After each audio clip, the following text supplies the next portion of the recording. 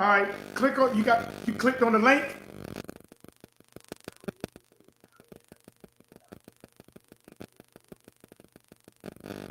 Yeah, come on up in the room. Come on up on the panel. Click that. You see the link in the chat? Go to the live chat.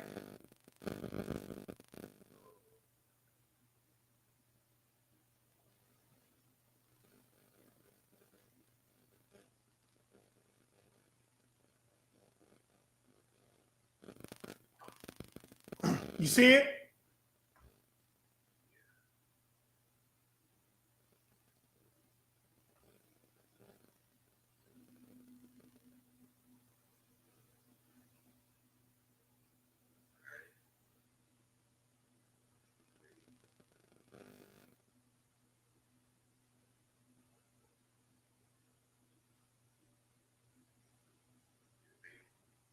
No, you ain't popped on yet.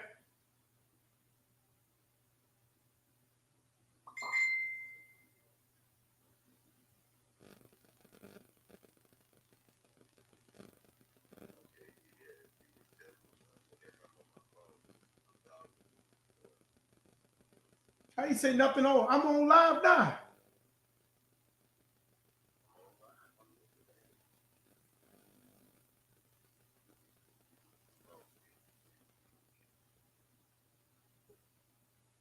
Okay, there you go. All right, there you go.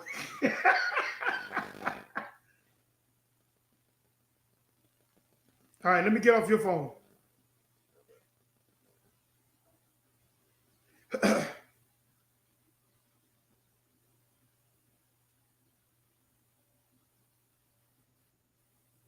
All right. Two more brothers supposed to be you hear me? You hear me, brother? You hear me, Sister Yeah. Yakana?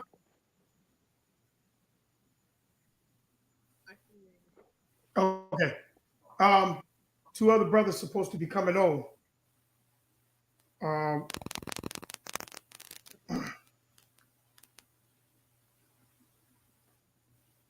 hold on.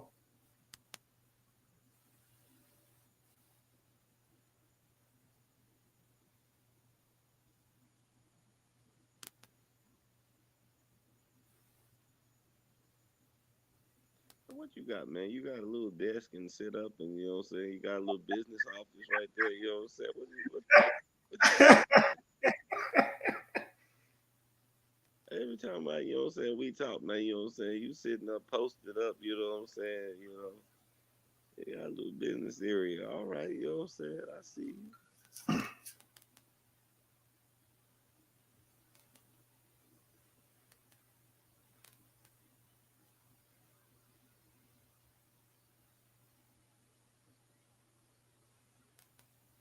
I'm sorry.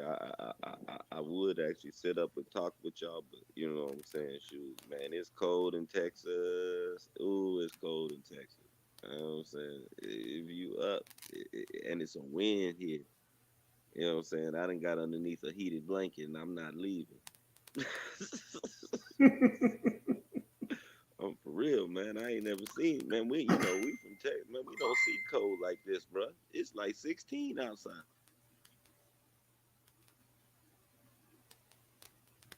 Right, It do right. not do 16. It is under 20 degrees, man. We do not do no 16, man. I'm for real. I'm for real, man. We are tripping down here we losing our minds. Right.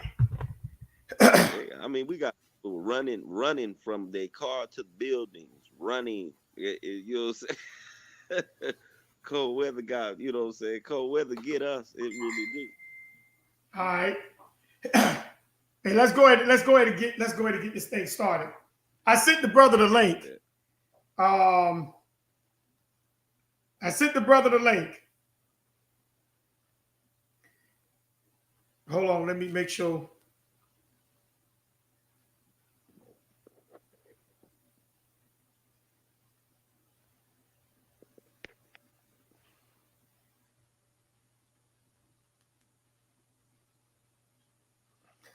I sent the brother the link, and you know, I guess if we got 1 million people on the channel, I guess that makes them kind of fearful.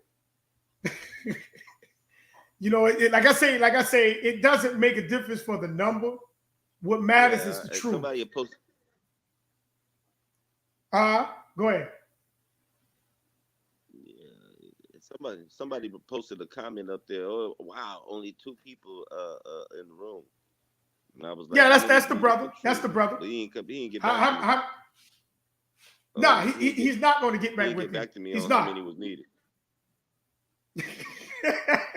He's not going to get back with you. See, the problem is, we think that we got to have a whole room to present truth. All it takes is a messenger. Messenger is one. When the prophet went, he went with him and his writer or recorder to be able to present the truth to the Israelites. He didn't take no whole nation, people marching around the stadium and everybody sitting there trying to show off. That's not what the prophets do.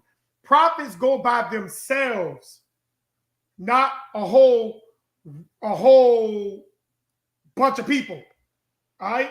So now let's get started. 70 AD story is a lie.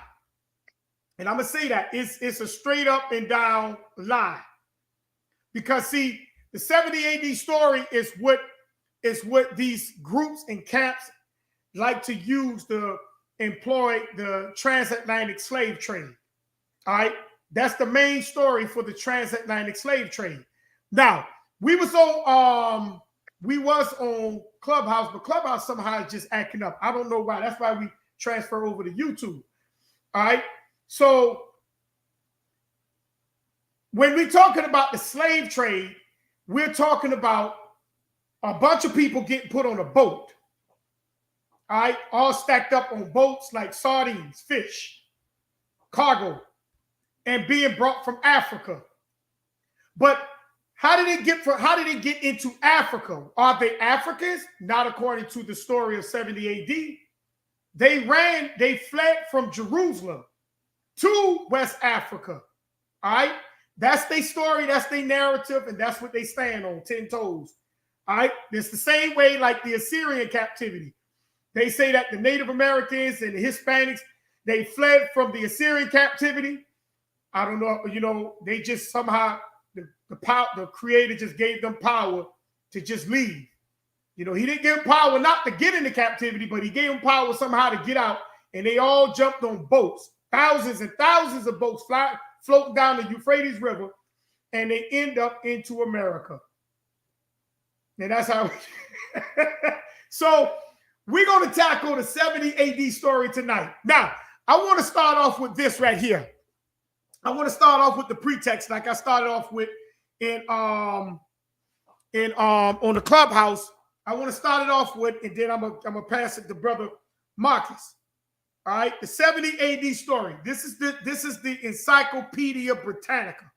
Now, those who agree, you have an opportunity to defend the story that you say is true.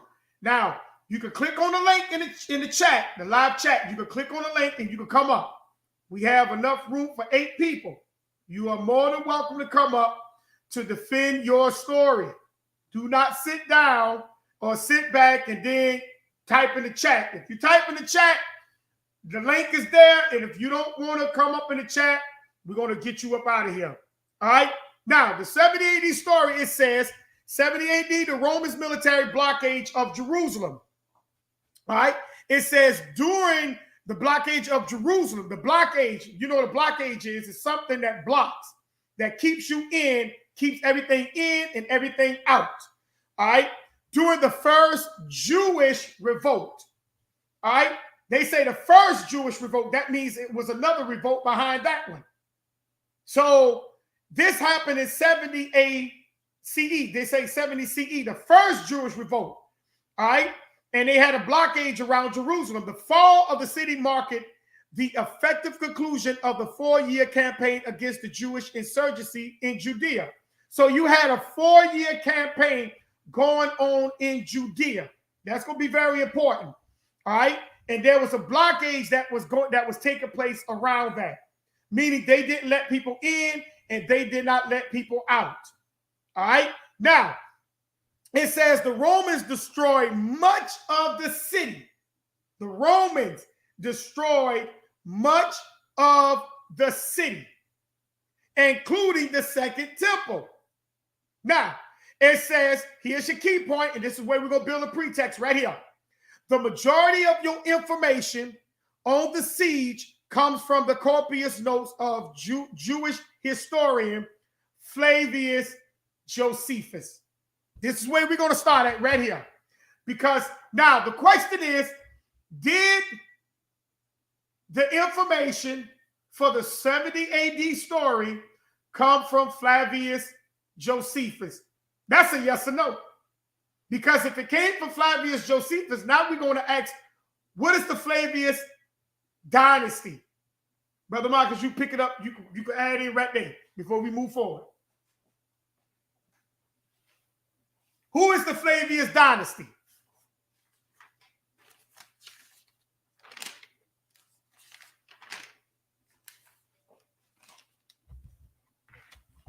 Brother Marcus.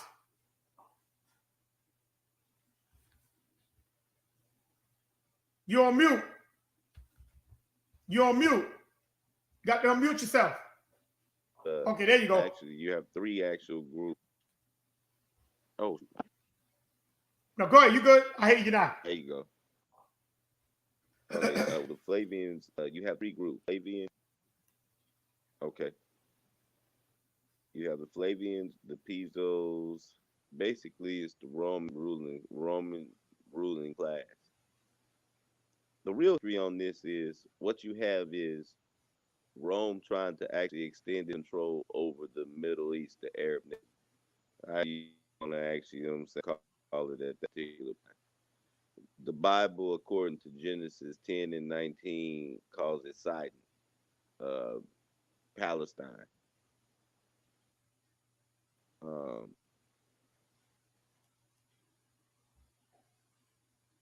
And not really what you have is you in the matrix, brother. In class Romans. Brother Marcus, you in the matrix. Basically. You hear me? Am I? Yeah, you kind of, your microphone acting up. It's kind of dancing all over the place.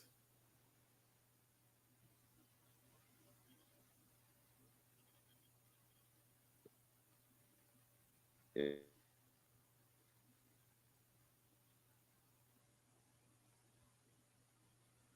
You froze.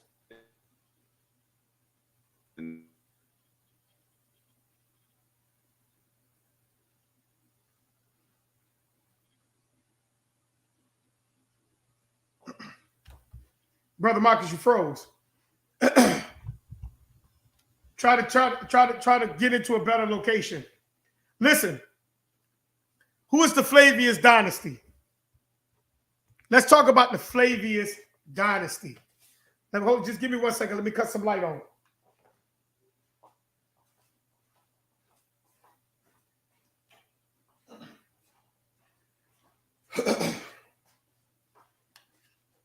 See this right here? The Flavius dynasty is what a lot of people don't understand. It's when he called himself Flavius Josephus. This is key.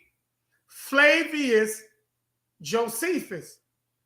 Now, the question is, who is the Flavius? What is the Flavius dynasty? Because he didn't call himself Flavius Josephus for nothing. The thing is, what we have to understand is the Flavius dynasty. All right? The Flavius dynasty did not happen until after the death of Nero. Nero the Great. I know a lot of you, if you know that story, the history of Rome, then this is what you understand. The Flavius dynasty did not come into after the death of Nero the Great. All right? When Nero died, you had what was called you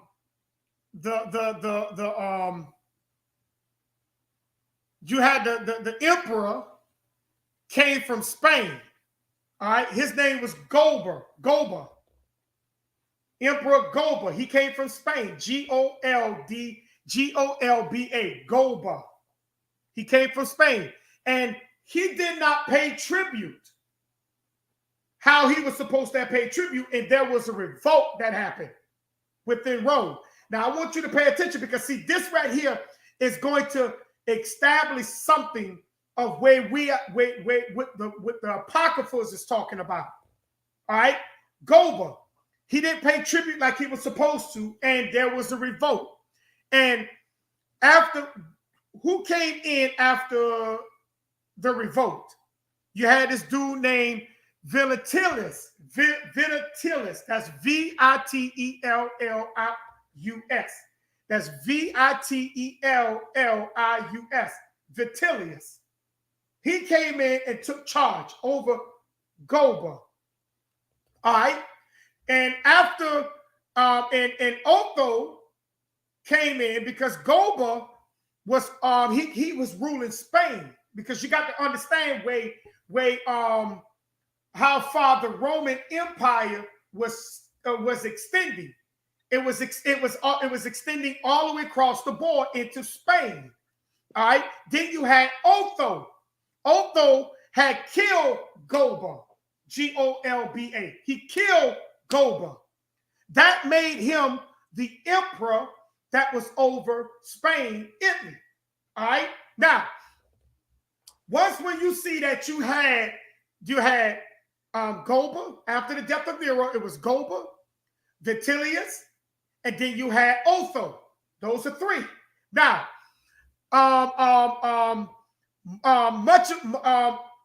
Vitellius, he marched into Italy and he conquered Italy. Vitellius, he conquered Italy and made Otho what? Commit suicide. All right, Otho committed suicide. Vitellius marched into Italy and made Otho commit suicide. See, Golba was already out the way. Golba, Otho, and now Vitellius had marched into Italy and made Otho kill himself. So you had Golba, Otho, and Vitellius. Three people, three emperors already. Now, Vespasian comes from the what? East, and he defeated Otho. All right? He defeated the territory where Otho was. All right? And what happened? This was the year of the 4 emperors. You can go look that up. This was the year of the 4 emperors. This is the year of the 4 emperors. What that sound like? That sound like Alexandria the Great. All right? Now, I'm going to show you what I'm talking about. This was the year of the 4 emperors because 4 emperors reigned within what? 1 year. They reigned within 1 year in Rome, over the territory of Rome. Now, Vespasian, he got what? He got the title Augustus. Now, y'all look up what Augustus means. He ended up with that title Augustus. You know, the title Augustus, a lot of people think that was a name. No, that was a title, Augustus. And he looked and called himself what? Or he denoted himself as a semi-divine on his coin.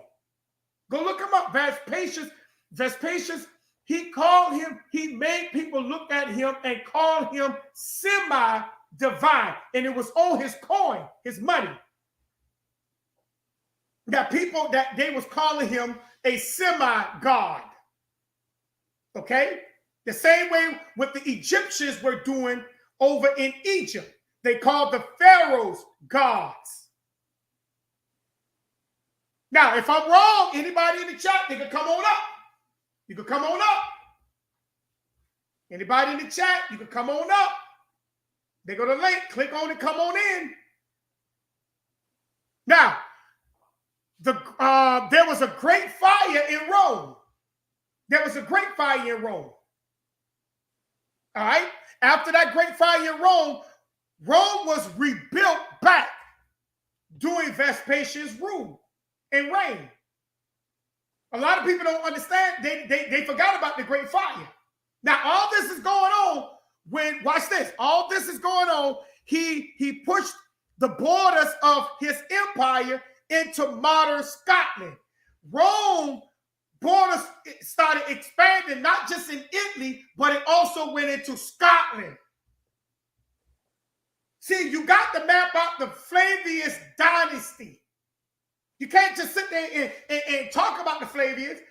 Let's talk about how they ruled, how far their rulership went. They pushed their border. Vespasian pushed the borders from Italy to Scotland all the way up into Europe. This is when Rome went. Okay? Now, he was the first emperor that was what? Below the class of the what? Senators. Because the senators was the high elites. He was the first emperor that ever took the title emperor, and Augustus that was below the class of senators. Senators was the elite in Rome. Okay? And then it says, and he got the title of Esquician. That's Equestrian. The Estrian, whatever you pronounce it, Estrian, which are the what? Senators of Rome. He ended up with that title because he started doing a little shuffling around. Vespasian became popular. He became popular within Rome. And when he became popular in Rome, he ended up with the title of Augustus. And now he got that. He's also merging that title of the Esquitran. All right. After acquiring wealth, he became a senator. Because as Vespasian, this guy became rich, powerful. He expanded the borders of Rome. This man was he was actually doing the work of a conqueror. He changed the what? The Esquitran by what? Removing and adding. Who did he add? He added people that he trusted and that he knew. That's what he did. This is how he stayed in power. This is how he started the likes of him started picking up steam. Everybody around him was pretty much a part of his family or a part of his inner circle. All right. The ones he added around him was the elites who agreed with him. Any leader would do that. They would add people in that agree with them. They won't just add people around them that don't agree. That's a dumb leader if he does that. Okay? He brought the what? The titles and the title of the Esquitran and the senator closer together. He not only expanded the borders, but he expanded the idea of Rome. Now I want you to pay attention to that. He expanded the idea of Rome. Now, Vespasian, he died the 24th of June from illnesses. He ruled Rome for 9 years. Okay? This guy ruled Rome for 9 years. All right? Now, when this man, before he died, he made two statements. He said, he stated an emperor should die on his feet. And he said, oh dear, I think I'm becoming a god. Okay? Now, after when he died, who took over? His son Titus. Now, that's kind of ironic. Vespasian's son named the same name as one of Paul's disciples. Isn't that kind of ironic? Vespasian's son is named the same as one of Paul's disciples. Go ahead, family. What you got? Before I get into Titus. Go. What you got? Well, I got the whole story whenever you actually, you know what I'm saying? Go ahead. Bring it out. Bring it out. Go ahead. What you got? Okay. Okay.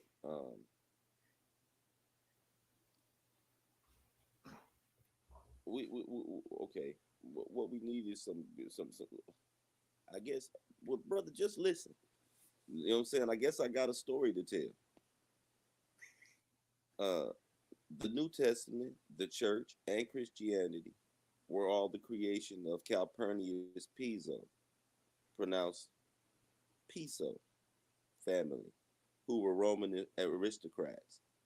The New Testament and all the characters in it, Jesus, all the Josephs, all the Marys, all the disciples, the apostles, Paul, John the Baptist, are all fictional.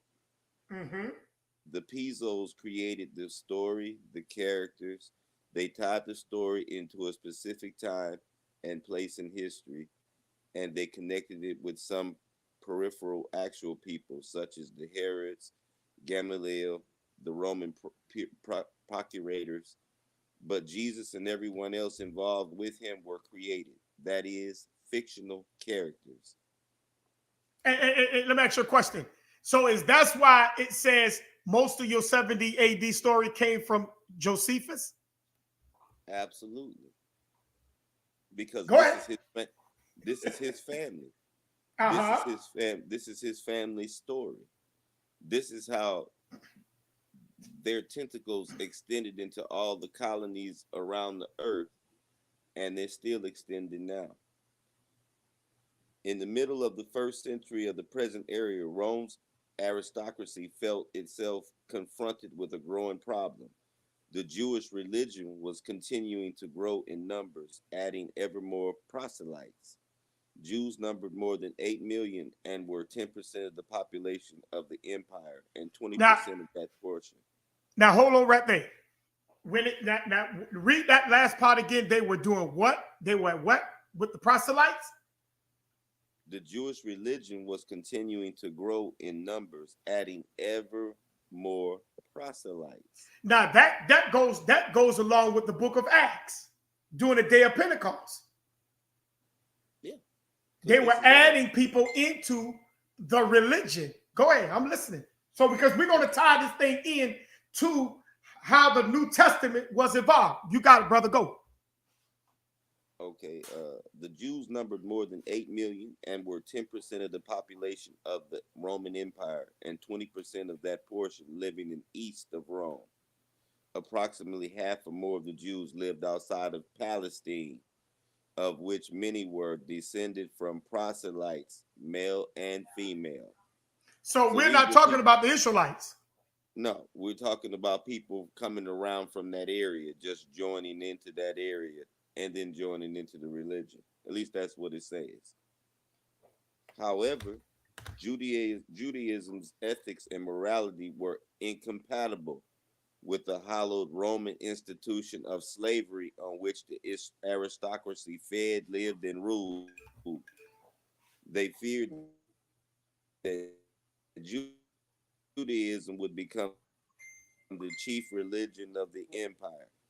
The Roman, confident of Emperor Nero, suggested in a letter to his friend Lucilius, a pseudonym of Lucius Piso, that lighting candles on Sabbaths be prohibited. Seneca is later quoted by St. Augustine in his City of God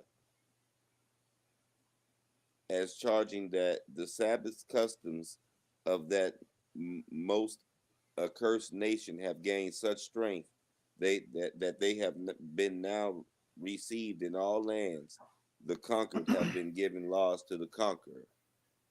Ah, so what we have is, like I said, we have the Roman Empire running into the Arab nations and Judaism. That's what we have, a conflict. The family headed by Seneca's friend Lucius Piso was confronted with an allied problem more personal to it. They were the Calpurnius Pisos, who were descended from the statesmen and consuls and from great poets and historians as well. Gaius Lucius Calpurnius Piso, the leader of the family, had married Arria the Younger from her grandfather's name Aristobulus. This made Lucius Piso's wife the great-granddaughter of Herod the Great. Now, hold your point real quick. I want to kind of back up real fast, just to kind of show what you was reading, that it flows with that New Testament. When you say that there was a lot of people coming around being added, you remember you read that? Mm-hmm. Okay, I want to go to the scripture in Acts real quick to show you exactly, to give people a picture into what you were talking about, to show the literal adding in, because that's what Paul was talking about. Judaism is a religion. And I want to go to Acts, the 8th chapter. I'm not going to read the whole thing. I'm going to start at verse 20. Nobody talked about anybody was practicing Torah yet. No, they haven't talked about that yet. That's right. They talked about Judaism. And when I read this, I want you to break down what is Judaism compared to Torah. Would you do that? Well, I mean, I can't. Well, I guess I can in a way. I don't really know exactly what Judaism is. I know what it is they kind of believe. I know about Allah. You know what I'm saying? I know of their kind of their customs, and I know that Judaism is a form of Jewish in the fact that they do have feast days. They do have they have a prophet too. They call him Allah. Okay. Let's get this scripture right here real quick. Acts the 8th chapter, verse 26. I just want to read a little bit to show you that they were adding people in. A lot of these people were not Israelites. None of these people, in fact, I don't believe none of these people was Israelites. Ain't not one of them. None of them was Israelites. Let me correct myself. None of these people, right? None of these people were Israelites. And to show you that people were being added into that Judaism faith, that it specifies that. And one thing that a lot of these folks who believe in that thing over there, they don't tell you this, that a lot of people were being added into this.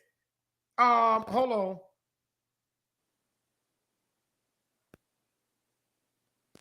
Who is this? Hold on for a second.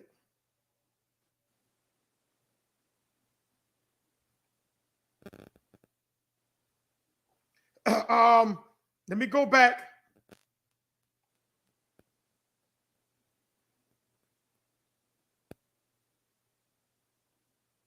See, everybody want to.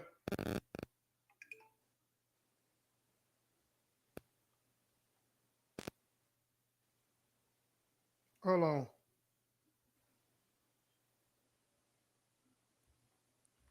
Matter of fact, brother, I need to step away and send my uncle a copy of the link so he can get on. He was trying to. Go ahead. All right. All right.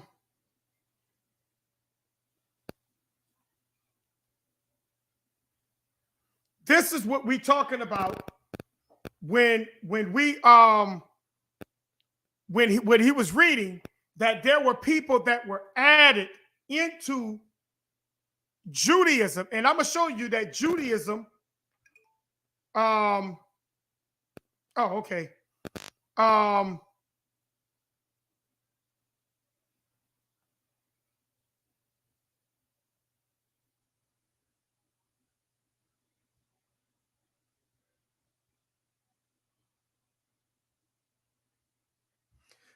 This is the problem that a lot of us don't have. A lot of us is not paying attention to when we read. When brother Marcus was talking about that, a lot of people being added to the story to the religion of Judaism, we don't pay attention to what he meant. And I'm gonna show you, Paul was talking about the same thing. Apostle that Paul in the New Testament, he was talking about the same thing. But let me show you something. This right here, Acts the 8th chapter, verse 26. It says, "Now an angel of the Lord said to Philip, Rise and go towards the south to the road that goes down from Jerusalem to Gaza. This is a desert place." And he arose and went, and there an Ethiopian, and Eunuch, a court official of Candace, queen of the Ethiopians, who was in charge of all her treasure. He had come to Jerusalem to worship and was returning, seated in the chariot, and he was reading the prophet Isaiah. And the spirit of Philip go over and joined the chariot. So Philip ran to him and heard him reading Isaiah and the prophet, and asked, "Do you understand what you're reading?" And he said, how can I unless someone guide me?" And he invited Philip to come up and sit with him. Now, the passage of the scripture that he was reading was this: like a sheep was led to the slaughter, and like a lamb before its shear is silent. So he opens his mouth. No, excuse me. And he opened his mouth, and in humiliation, justice was denied him. Who can describe his generation? For his life is taken away from the earth. Now, watch this. And the eunuch said to Philip, "About whom, I ask you, does the prophet say this, about himself or about someone else?" Then Philip opened his mouth, the beginning with the scripture. He told him the good news about Jesus. Here we go. See, and as they were going along the road, they come to some water. And the eunuch said, "See, here is water. What prevents me from being baptized?" He said, "Command the chariot to stop." And they both went down to the water, Philip and Eunuch, and baptized him. Now, let me ask you a question. Here's the question. This man was an Ethiopian. Why would an Israelite be dealing with an Ethiopian? And for what? He's baptizing him for what? There's no Torah scripture that teaches Israel to go around baptizing other nations. You got it, Brother Marcus. Go ahead. Pick back up where you was. Oh, no, you're absolutely right. But I'm finna tell. I guess. Okay. Well, let's. Yeah. Okay. We left off with Lucius Piso's wife being the great granddaughter of Herod the Great. Repeatedly, religious-minded Judean zealots were staging insurrections against the Herodian rulers of Judea, who were the Piso's wife's relations. Piso wished to strengthen his family's control of the Judeans. The Pisos searched for a solution to the two problems. They found it in the Jewish holy books, which were the foundation both for the rapid spread of the religion and for the zealots' refusal to be governed by the Rome's puppets. The Pisos mocked but marveled at the Jewish belief in their holy books. Therefore, they felt the new Jewish books would be an ideal method to pacify the Judeans and strengthen the in-laws' control of the country. Okay, this is where the Council of Nicaea and all that stuff actually, you know what I'm saying? This is when they started taking, see, this goes back to what you were talking about, the gods of many nations. They took all the gods from the different surrounding areas and they combined them and they gave you Christianity under the Roman concept. This is what, you know what I'm saying? They combined everything. Okay, but here, about the year 60 AD, Lucius Calpurnius Piso composed Marcus, the first version of the Gospel of Mark, which no longer exists. He was encouraged by his friend Seneca and assisted by his wife's kinsman, young Perseus, the poet. Nero's mistress, later his wife, Poppaea, was pro-Jewish, and Nero opposed the plan. The result was the Pisonian conspiracy to assassinate Nero, detailed in the historian Tacitus. But this attempt failed when he aborted the plot. Instead, Nero had Piso and Seneca and their fellow conspirators executed by forcing them to commit suicide. What were you just talking about, Moraes? Somebody got told to commit suicide. What was that? That was that was back during Otho, and Otho committed suicide when let me find my notes. When Vitellius had conquered Italy, he committed suicide because he was surrounded. Okay. Now, this is where all this stuff is going to tie in and go to Jerusalem, or what they could call Jerusalem. Okay. He exiled Piso's young son, Arius, who appears in Tacitus under several names, including Antonius Natalis. Nero sent young Piso to Syria as governor. That post also gave him command of the legions controlling Judea. His own history records his service in Judea in the year 65 under the name of Gessius Florus, and in Now hold on. with the pseudonym. Now hold on. Hold on for a minute. Hold on for a minute. Look at the question. Look at the question below. And then go ahead on and finish picking up, brother, because I want the brother to realize that I do see your question, and that's why I post your question up. And if anybody don't want to come up on the panel, you're more than welcome to put your question up, and we're going to address your question once when the brother get finished with his pretext. Go ahead, fam. All right.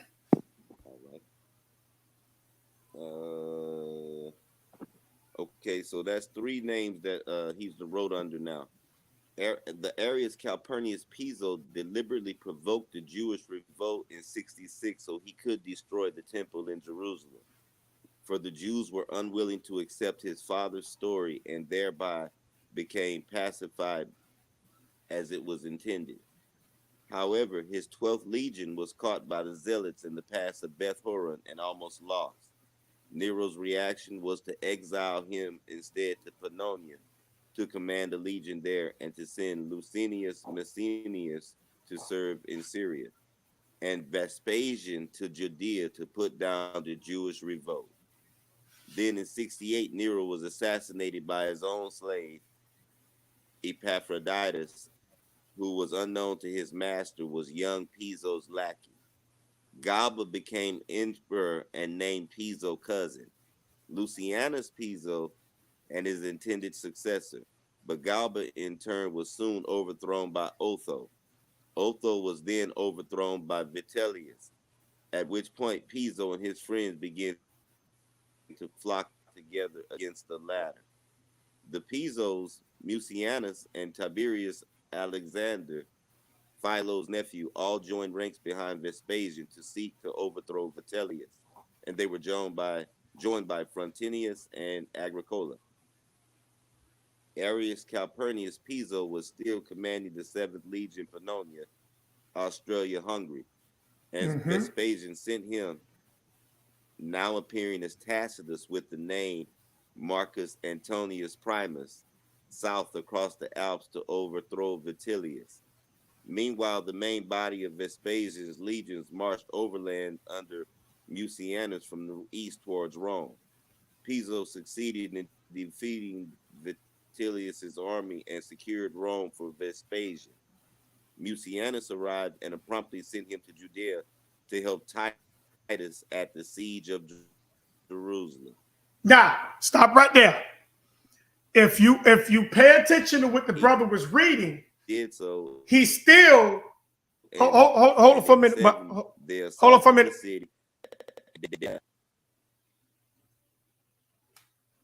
You froze, brother Marcus.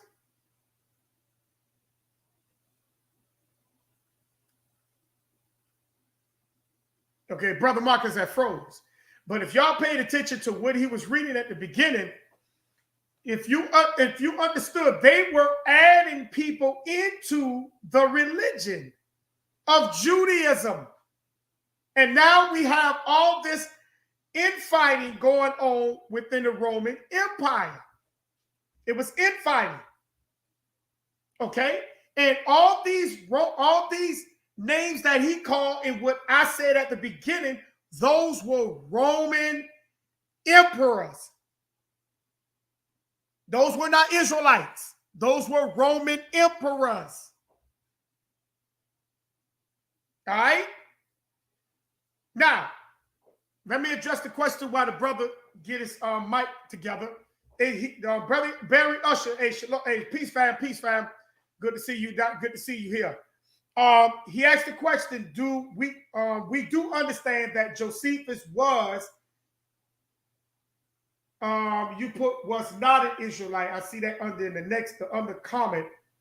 His name alone ending with us. Let us know he was a Roman or a Greek. Notice all their names end with us. Exactly. Josephus was not an Israelite. Josephus was a Roman. That's why they call him Flavius Josephus. And that's what the brother going to get into. Me and the brother, we're going to break this thing down. We're going to get into this thing because we're going to show you that, that the 70 AD story could never happen, and especially over there. Because this is what a lot of people don't understand. Right? Why did brother fix his mic? Brother Marcus, are you back? All right, let me just go ahead on, and and when he get back in, he gonna pick back up. Now, because he was getting ready to get into Titus, and I'm gonna kind of just touch a little brush around the edges about Titus, because it's amazing how Paul have this. He have a disciple or a follower, the same name as Vespasian's son. Vespasian's son name was Titus. Now, why Paul, who was a part of that Roman dynasty, have a disciple named Titus? And he was going around, Titus was supposed to have been, had a Greek father and an Israelite mother, which will be a mamzer according to the scriptures, Deuteronomy 23:2. And I know those cats talk about it goes by the father's seed. No, it don't. It goes by both parents. It goes by both parents. That's why Numbers 1:18, and let me read Numbers 1:18. All right? And then I'm going to get you Titus. I'm going to get you what Paul told Titus. I think that was Titus and Timothy, one of them. Numbers 1:18. See, they always say, oh, it's the father's house. Well, why do they miss this right here? Why they miss this verse right here, Numbers 1:18? And this is what it says right here. It says, and they assemble all the congregation together on the first day of the second month. And they declare their pedigrees. Pedigrees. The father alone cannot declare a pedigree, because a pedigree determines between the father and the mother. Let's just take an animal. If you got two dogs, a German Shepherd and a Pit Bull, can I make a pedigree out of that, or you will get a mutt, what we call a mutt? That's a mutt. That is a mutt, an M-U-T, a mutt. That's what you'll get. We used to call it a no-go. because you can't take them dogs and put them among those purebreds. That's what makes a purebred. It's the pedigree. It determines the pedigree between both parents. not one parent, it's both parents. And the first thing people say, oh, it goes by the father's seed. Well, the man got the seed, but the woman has the egg. And both has to be of the same quality in order to have a pedigree. Other than that, you got to Deuteronomy 23:2. You have what is called a bastard, a mamzar. You don't have anything else. That's why they miss this. They always overread that. It says they declare their pedigree after their families, not after their father. It's determined after their families. And now watch this. If we go to the scripture, the Greek father,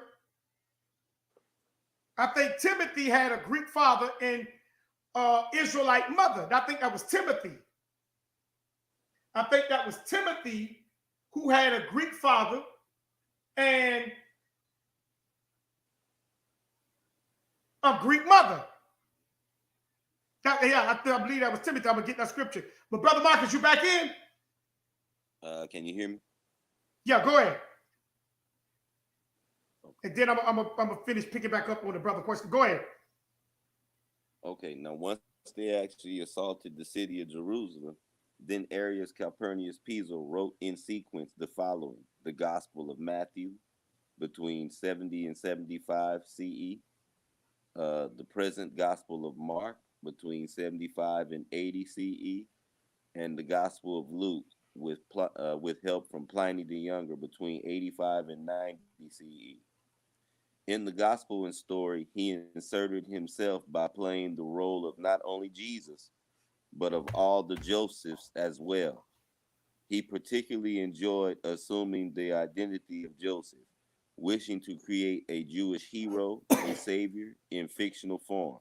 He and his father before him felt the identity of a second Joseph secretly, but very aptly fit them. For their name Piso had the same four letters rearranged as the four Hebrew letters Yud, Vav, Semek, and Fe, which in that language spelled the name Joseph. Thus they saw themselves as the new Joseph. That is why so much of the story of Joseph in Egypt is secretly redone and inserted into the gospel story of Jesus. The Joseph story of the Jewish Joseph story of Genesis, Joseph had 12 brothers. Jesus, the second Joseph, had 12 brothers. Jesus had 12 brothers, had 12 disciples. Spices on the camels, spices were with the Magi. Joseph flees without his cloak from Potiphar's wife, and the young disciple flees without his cloak when Jesus is arrested. Joseph was sold for 20 pieces of silver. Jesus is sold for 30 pieces of silver. Brother Judah suggests the sale. Judas was the seller in Jesus' story.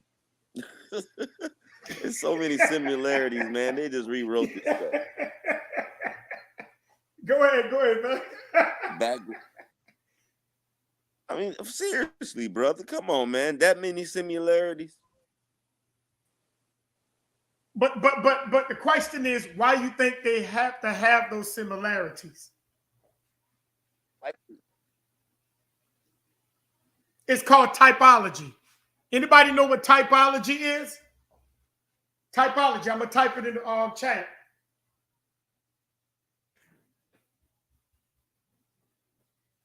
What is typology? Anybody know what the typology definition is? That's what the brother just was telling you. What is typology? That's what they are doing. They did what is called typology. Just to keep everything moving, typology is when they take an event and type over it the same events, but they put those events onto something else in order to connect what was there from the foundation. That's called typology. You take one event and you type you comprise it onto something else. And that's what they did, and that's what the brother is showing you. That's what they have done.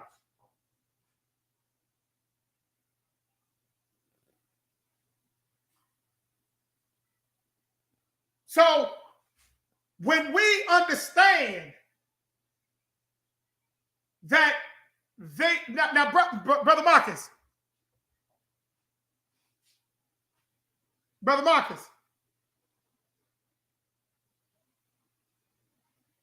that's right, brother.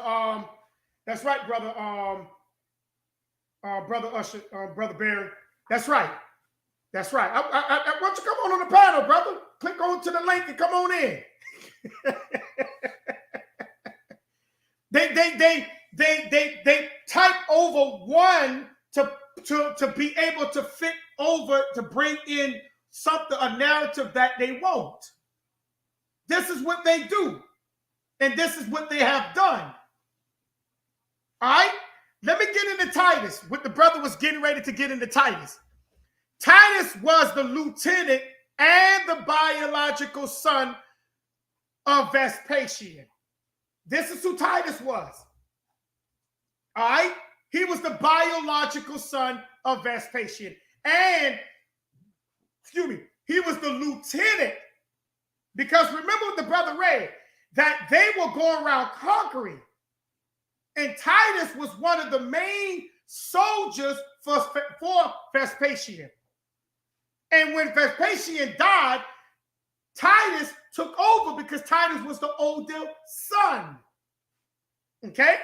He was the elder son for Vespasian. Okay? Now, when he was the older son, he stayed after the Jewish revolt. He stayed behind. And when he stayed behind after the Jewish revolt of Jerusalem, his father marched on to Italy. So now we got Titus. Vespasian is no longer in Jerusalem, Judea. Who was in Jerusalem and Judea? Titus. So when his father died, where was Titus? He was in them same spots. Where did Paul find Titus at? Did he find Titus in Jerusalem and Judea?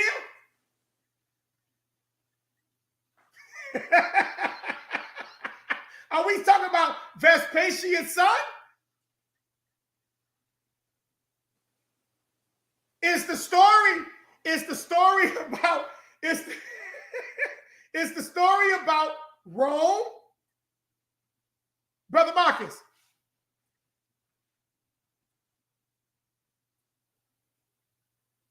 Brother Marcus, you got your mic straight?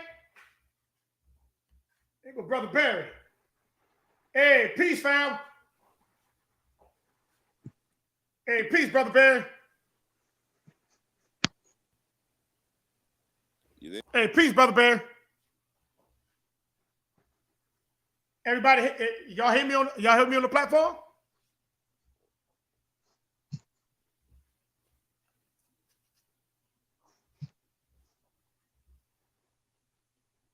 Everybody hear me, or I'm muted?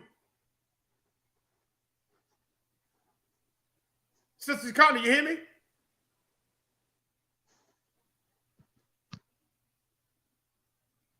Hello?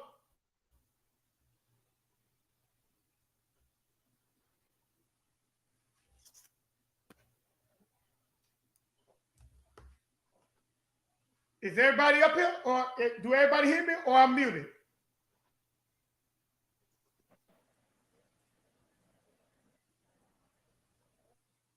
Sister Connie, you hear me?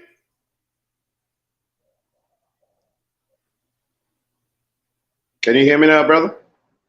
Yeah, I hear you, Brother Barry. Okay. I don't know how to use this technology, brothers. I'm sorry about that. Nah, you good. You good. You want to chime in? Go ahead, brother. I'm gonna give you the flow. What most people don't understand is that I got the book right here sitting next to me, the whole writing of Josephus. and they try to call him what the brother was saying just now about Joseph and him being an Israelite and all that. No, he was not. His name, Flavius Josephus, let you know that he was not an Israelite. He wrote stuff, and like the brother said, all the similarities. You have to have one lie to tell another lie. And that whole 70 AD thing, there's so much similarities that in those thing. And you brothers are doing an awesome job. I just wish more people could hear it. That way they could wake up. They could wake up and understand, listen, stop believing the lies. We will only awake when we stop believing the lies. And we've been told so many darn lies. Like you said with the dogs. And I don't want to get grammatical or nothing like that, but when you take a bulldog and a shih tzu, what do you get from it? A bullshits. And that's what we've been given. We've been given that exact thing in the New Testament. All these guys with the U.S. on the end of their name, Timotheus and Paulus and Titus, that let us know right there, you're not talking, the names are very important. So my brother, I'm going to go back and mute and listen to you guys, man. You guys are doing an awesome job. Oh, praises. If you want to chime in, just let us know. All right, sir. Brother Marcus, you back, Brother Marcus?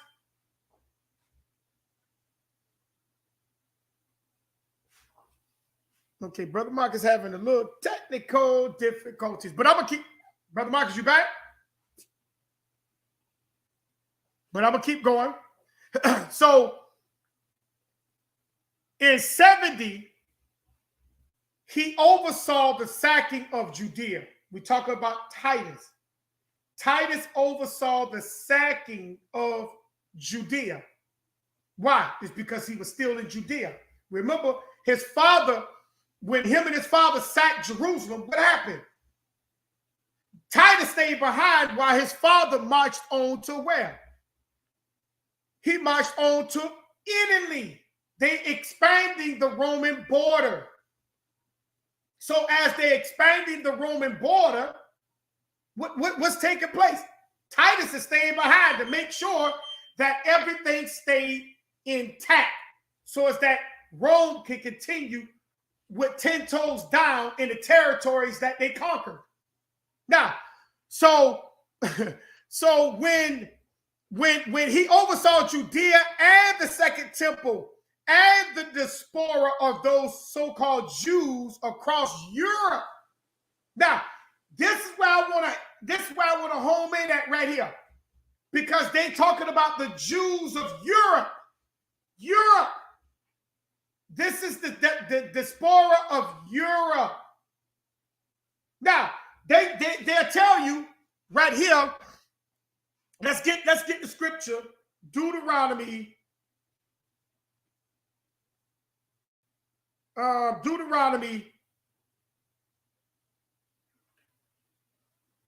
Let me grab it real quick. Deuteronomy, the 28th chapter.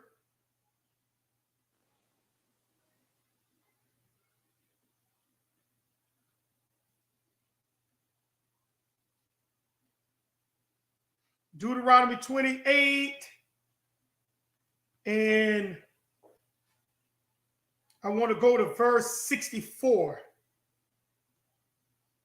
See, this is the scripture that they use. Deuteronomy 28 and 64.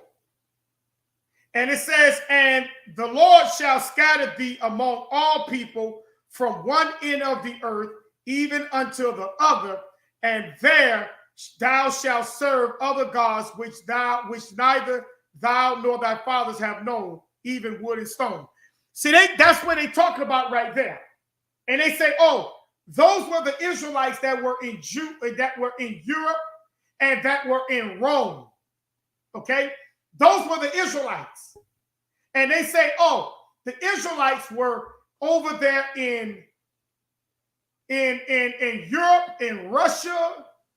They tell you they was in Australia, Greenland, Antarctica. They tell you they just were all over. They just got it all over. But they ain't got Israel just all over the place. What you say, fam? no history to back it up, though. No, there's no history to back up that Israel was scattered in Greenland, Australia, China, Russia, Europe. All of they cannot tell you that. But they use this scripture to tell you that they are scattered. They are scattered. Notice what it says, 64. They are scattered from one end of the earth to the other. And the first thing they say is the earth is talking about the plains, the actual plains. So we're scattered from one hemisphere to another. See, this is what they call earth. They say that's the whole. If I use the term some of y'all believe in, it's the globe, and some of you believe in it's the plains. So they scatter in different hemispheres. That's what they say.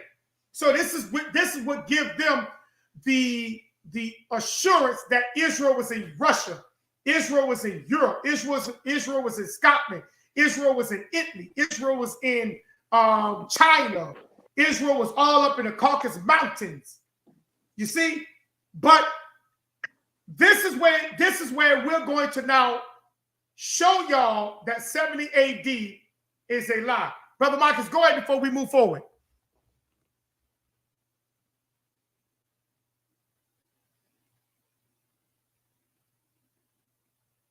Brother Marcus.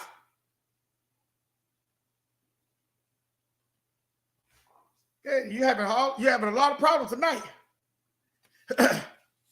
Listen, he talked about, I just read Titus was the lieutenant and the biological son of Vespasian, and he stayed after the Jewish revolt in Judea when his father marched to Italy.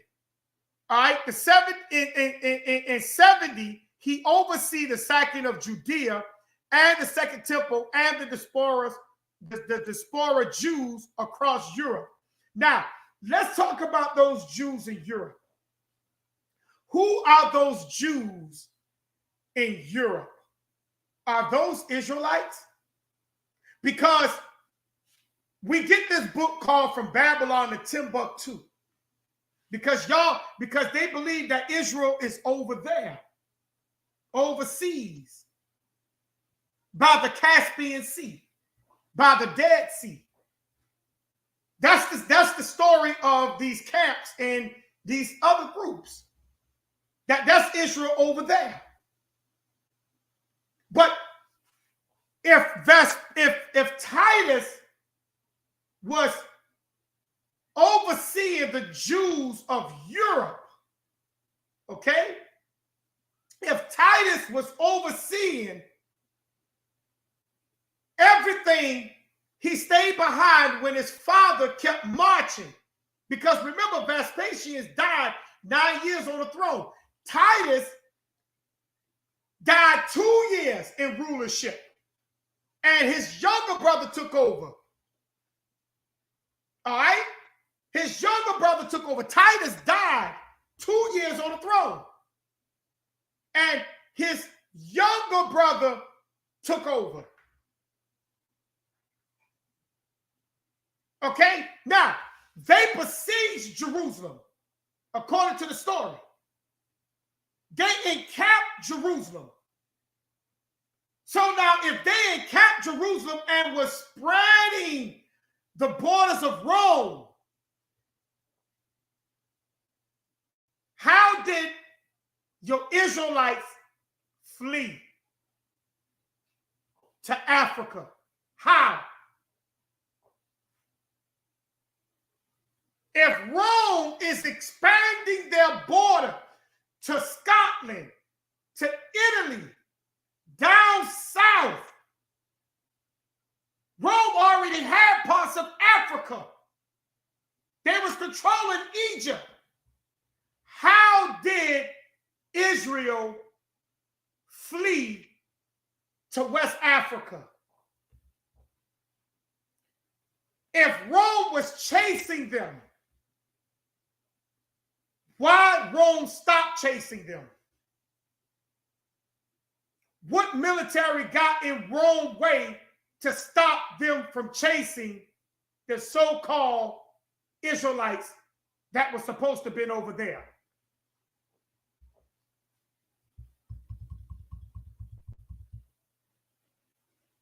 You see how that makes sense? When you see how that makes you think, like Arsenio? When you ask the question, because Rome is expanding. You never heard me say Rome was now coming in to take over. Rome already was taking over, family. Rome, according to the story, they already had conquered. They already took control. They besieged and destroyed. And they were expanding. How did the Israelites flee all the way into West Africa? And when did Rome stop pursuing them?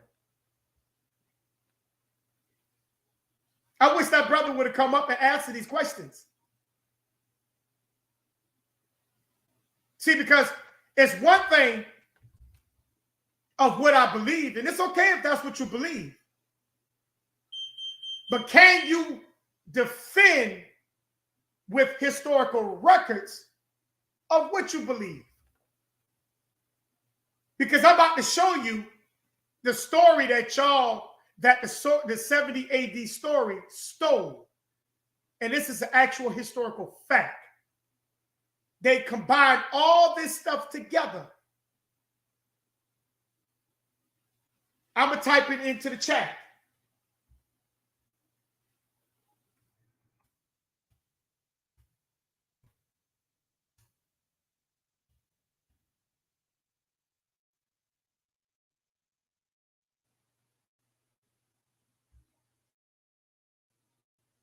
I want y'all to pull this up right here.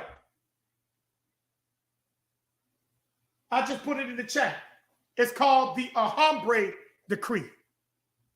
Who knew about the Alhambra Decree?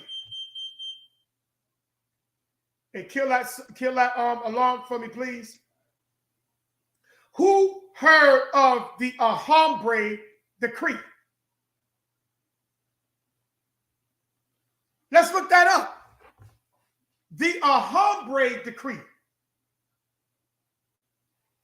Brother Marcus, let me know when you're in now.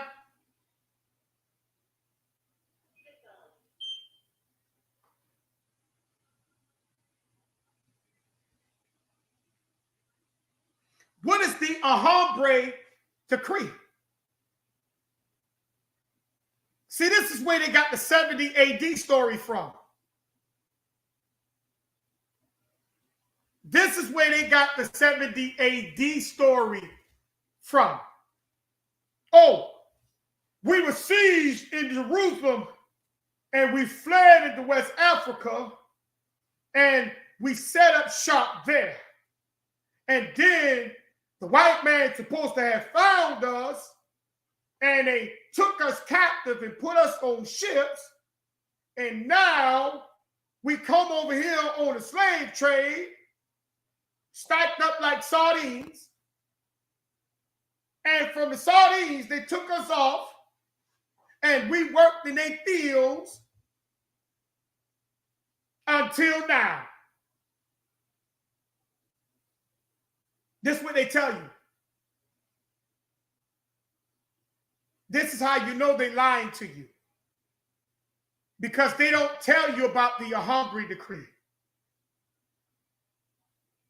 This is where they get the 70 AD story from. Because remember what I just sat there and told you. Titus, in 70, he oversaw the sacking of Judea and the Second Temple. And he oversaw the diaspora Jews across Europe. Who is those Jews in Europe? Who are they? See? In Judea Christian history, this was called a tragedy. What was the tragedy? That they were killing the so-called Jews. They were killing them. And so when they was killing the so-called Jews, Were those the Israelites? No. That's why when you read the book From Babylon to Timbuktu, you will never see the word Israelite in that book. They'll say Hebrews or Jews or Jewish. You will never see that word Israelite, because they cannot give you an account for Israel ever being over there.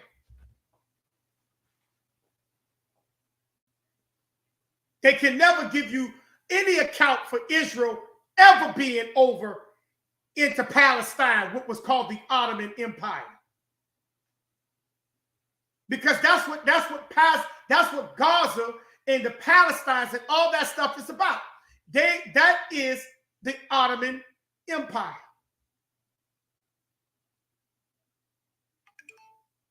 They can never give you that Israel was ever in that area.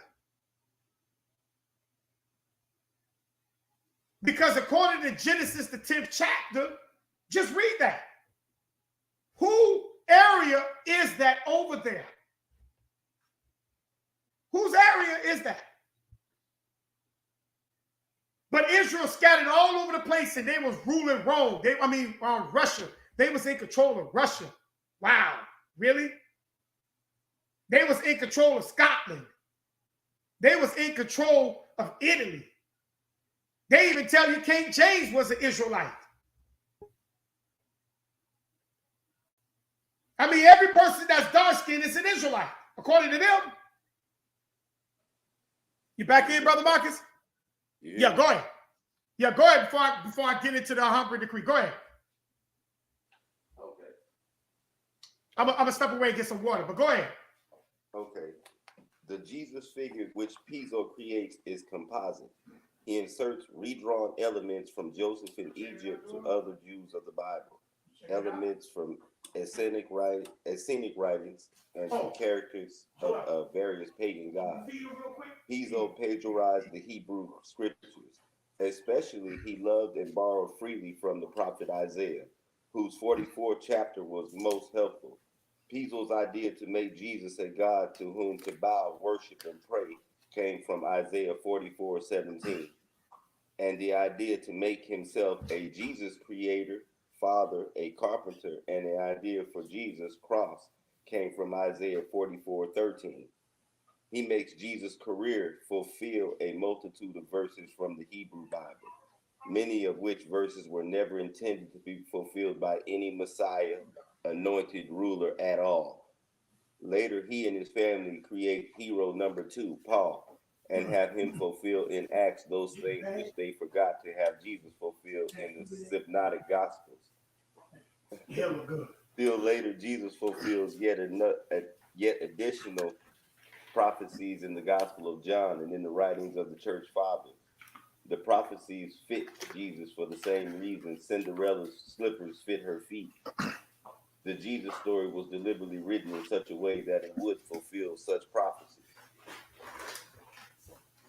In addition to creating the Jesus in literature, Piso created for himself another famous literary role, that of a purported Jewish general and then historian, Flavius Josephus. As Josephus, he contended he had bravely led his fellow Jews in the war in defending Galilee against the Roman invaders. However, like Jesus, Josephus came only in literature, that is, in Piso's own writings.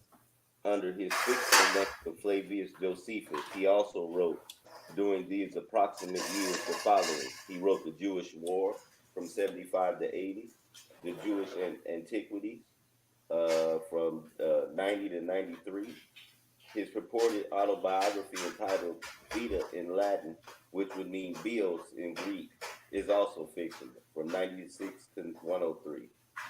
And he wrote Contra Appionem. Piso was also publicly in history under his pen name of Flavius Josephus. He does not appear as Arius Calpurnius Piso. His true identity is decipherable only by reconstruction. With his father's death at Nero's hands in 65, the Pizos vanished from public Roman history. For the next 73 years, they are busy writing the New Testament and tightening their power over the known world. But they appear only under alias names. They reappear as a family with Piso's grandson Antonius as emperor in 138, and are thereafter known chiefly as the Antonians, but not as the Pizos. All they did was change their names. They still in control. And you know what that also the sound of too, Brother Marcus? What's up? How they change not just their names, but they also change who they are as a people. Keep going. Yeah, but they remain in control. I'm listening. Keep going, family. They remain in control. Okay.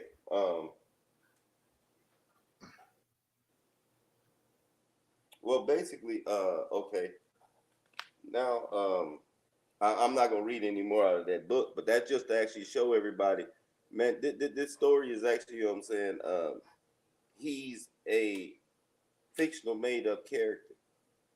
All they did was take time periods. They took one time period and then wrote two different stories for that time period. You have an Israelite version, and then you have the New Testament version, which gives you a route to Jesus. Which let's get real with this. Some of these concepts that we actually, you know what I'm saying, have been actually told. Y'all want to know what faith is? Faith is just the ability to actually go and do all the bullshit you ain't got no business doing according to the Torah, and then blaming it on somebody else. That's what your damn faith is. How the hell do you have faith if the Most High, when you give your children orders, do they need to have faith that they need to follow them, or do they need to follow them? What about faith do you give your child? Let me ask another question, because I'm a common sense brother. How is it that you raise your children to be responsible for their actions, and then you walk into church on Sunday morning and place your sins on Jesus? I need every parent to think about that. Every last one of y'all need to give that some thought. Seriously. How is it you raise your children to be responsible for their actions, and then you walk into church on Sunday morning and place your sins on Jesus' shoulders and think that somehow or another that makes sense? Brother Marcus, can I say something right there? Go ahead. Please. Doesn't it say in the book of Ezekiel chapter 18 or chapter 8, one of 8 or 18, it says, no man will die for another man's sin. The soul of sin, it shall die. So how can we expect somebody else to be the one to take our sins, which is another lie, like the brother said? What the question you asked in the chat? It's a lie that backs up another lie that backs up another lie. I cannot go into a court. I'm law enforcement. And you can't go into a court and say, Your Honor, I know my son killed that person. Send me to jail for them. It's not going to work. And that's the biggest lie that has ever been perpetrated in mankind. Thank you, brother, for saying that. No, brother, you know what I'm saying? It's always been perplexing me. Even me and my mom used to discuss stuff like this when I was a little boy. I never got to be a kid. My mother actually raised me to actually, you know what I'm saying? She was a young mother, so she really didn't have a whole lot of patience. So what it was she taught me to be grown up before it was ever really my time. But that is the nature of how we actually learn. And getting back to this though, in 1948, y'all, the Balfour Agreement was actually, you know what I'm saying, put into place. And that Balfour Agreement gave Zion a place in Palestine, and they made it Israel. Happened on May 14th, 1948. Now, according to Genesis 10, chapter 10, verses 19 and 20, that land is actually Sidon. And Sidon, if you look it up and do some research, is actually Palestine. I have one question for everybody that's actually, you know what I'm saying, you know, sitting here. If Israel was created in 1948, and Genesis 10, 19, and 20 say that that land was Palestine until 1948, when was it ever Jerusalem? Think about that. I just gave you world history. 1948 is when Palestine had the land taken from them. Genesis 10, 19, and 20 says it belongs to Palestine from Genesis 10, 19, and 20. I need anybody that actually believes in the 70 AD story to explain to me, when was it ever Jerusalem? Because we've already established that Rome actually was in control of it. So that means that Palestine would have had to take it from Rome after 70 AD in order for the 70 AD story to actually be any kind of the way true. Can somebody please tell me if they... Moray Jacob, can I say something else real quick, please? And I promise you I'll be quiet for the rest of the night. No, you don't have to The be brother, quiet. Go ahead, brother. what the brother just said is a question that I've been asking people for a very, very long time. Do we know that when they call what they call Israel, they had a choice to go to Ethiopia and they had a choice to go to what they call Israel today? And real quick. And what the brother about to tell you, this is historical facts. You can go pull what he about to say up. Go ahead, brother. Yes, this is historical facts, brother, and people don't know it. And they had a choice to go to Ethiopia or what we call Israel today, the Palestinian land. But this is the thing that gets me, and it ticks me off. I'm not going to say the other word because I know we're live. Do you know who gave them that right? It was the British. And listen to me, brothers. Please take that word out your mouth and never call them that word anymore, because it's two Hebrew words: Brit, covenant, ish, man. That's why they say they're from the tribe of Judah. That's what British literally means, the covenant man. And they're not. So when we still call them that, we are giving them the validation that they want. They're colonizers. They're not British. Let's not call him that anymore. British, Brit, covenant-ish man. Don't ever call him that again. It just ticks me off when I hear it. And I'm in a country, I'm letting you brothers know, I'm in Belize right now. I'm calling you guys from Belize. Okay. And we used to be a British colony. No, we're not. I'm not a British. Never gonna be that. Because those people don't, and you realize that when you look under the throne of Queen Elizabeth that died, there's a white stone that they said that's the stone that Jacob actually had when he was in Bethel. And they got the stone why they are Yehuda. Hey, Brother Marcus, that goes back to what you were saying today about going, the landmass, what me and you were talking about. Yeah, they don't really like geographical locations out of that Bible. They really don't like it when Israel actually gets hold of that book. They really don't like Israel to actually get hold of that book, because Israel can show you the truth out of it, and they don't really like that. They don't really care. You know what I'm saying? But, them geographical locations actually beat people to death. And you know what I'm saying? That's the one thing people can't get past. You can't replace what the Most High put there, because he made one of a kind type things. But go ahead, Brother Barry. Go ahead, finish up. Okay. Well, yeah. Just getting back Barry, to it. Brother Barry, hold on. Brother Barry, you were finished? Yeah, I'm here. I went on mute, brother. Okay, I'm saying you was finished? Yes, because all I wanted to say was, again, what the brother just said. That is the land of Palestine. And we getting all this whole crap down here talking about, no, that's Israel. No, it's not. I don't have no problem with the Palestinians saying that's their land. Can you imagine I come to your house or Brother Marcus' house and tell you, hey, brother, God told me to come and take your wife and your children and your house? We gonna have a problem, won't we? Yeah, we're gonna have a and then you write a book validated. Come on, man. Somebody's peeing my leg and they're telling me it's raining. Mhm. I'm going on mute, brother. Yes, sir. But go ahead and finish, brother Marcus, because I was going to hit on the Humphrey decree to show Okay, well, what go they ahead. were talking about. Okay, the Humphrey decree, real quick, and I'm gonna slide it back to the brother. The Humphrey decree, I got it put up on the chat. I mean, underneath the panel. The Humphrey decree is what they got the 70 AD story from. And this is what a lot of people don't put historical facts together in historical events. See, like the brother was saying, they had a choice to go to Africa or to go to Palestine. And they chose Palestine.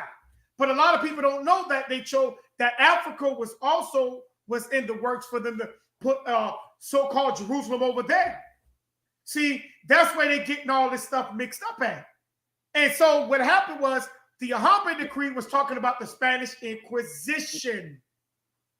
That's the Alhambra decree of March the 31st, 1492.